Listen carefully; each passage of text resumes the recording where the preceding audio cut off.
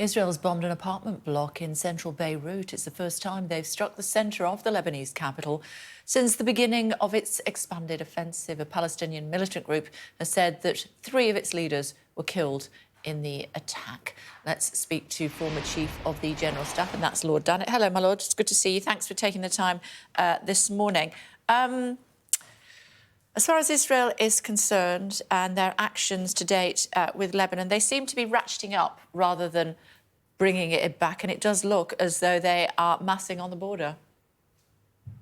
Yes, Kate, good morning. I think Israel feels that it's, over the weekend, struck a massive blow in its own interest by killing Nasrallah.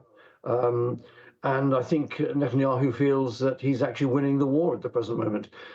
He's listened but ignored Joe Biden's calls for restraint, other European leaders' call for restraint, and he's going for it at the present moment. He thinks he's made enough success in Gaza and is determined now to press against Hezbollah and other groups, as you're reporting this morning. But he believes that he can press and he can win, and in doing so, not only does he actually secure his own position, but he believes he's securing the future safety of Israel. And how significant would you say is the strike by Israel on Yemen? Well, again, Iran is the sponsor of the Houthis. Iran is the sponsor of Hezbollah and Hamas. And although the Israelis are being guarded about not striking targets in Iran itself, although in conversations I've had with them, they threatened to do that in the past, they are keeping the pressure on Iran by attacking its proxies, including in Yemen, the Houthis. OK. One wonders why Iran is still sitting on its hands. I was reading a piece this morning that said, as far as Iran is concerned, they feel that the Houthis and Hezbollah go to war, they're armed to go to war to protect Iran, not for Iran to go to war to protect them. Is that your understanding?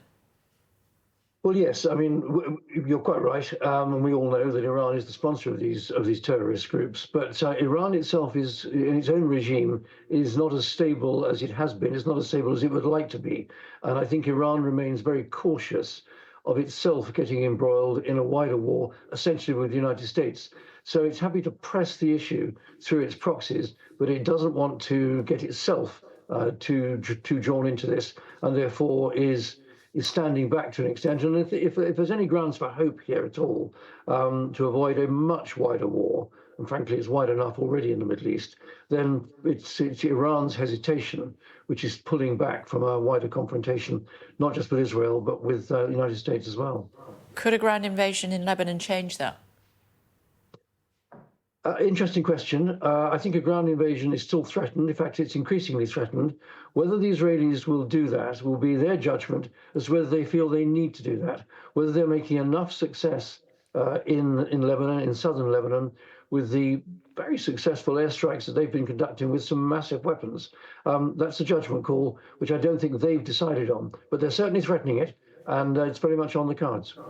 OK, what do you want, or what do you think the US is saying to Benjamin Netanyahu at the moment, behind the scenes? Well, the United States is still calling for restraint. I think it probably has to call for restraint.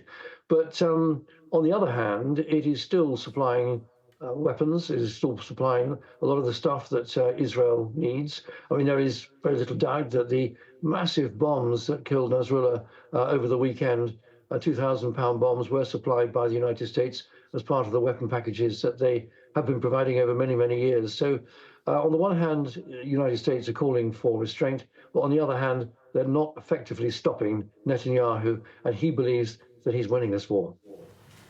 OK, and let's not forget about the situation in Gaza. We've talked about that many times in the past. The spotlight not on that at the moment, but the 7th of October just around the corner. No, indeed. And of course, it's the anniversary of the 7th of October, which will bring back very much into the forefront of people in Israel's mind the outrage that occurred there, the hostages that are still being held in Gaza. Yes, OK, the world's focus has moved onto Lebanon and Hezbollah, but the Israelis are still pressing their attacks in Gaza, and they believe right across the region, if you like, that they are succeeding and that their military pressure is beginning to achieve the aims that they set out.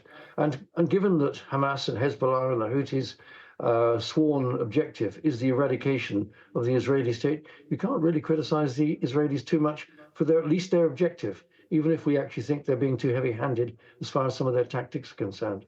OK, my lord, I must let you go, I know. Thank you very much indeed. Thank you. Thanks, Kay.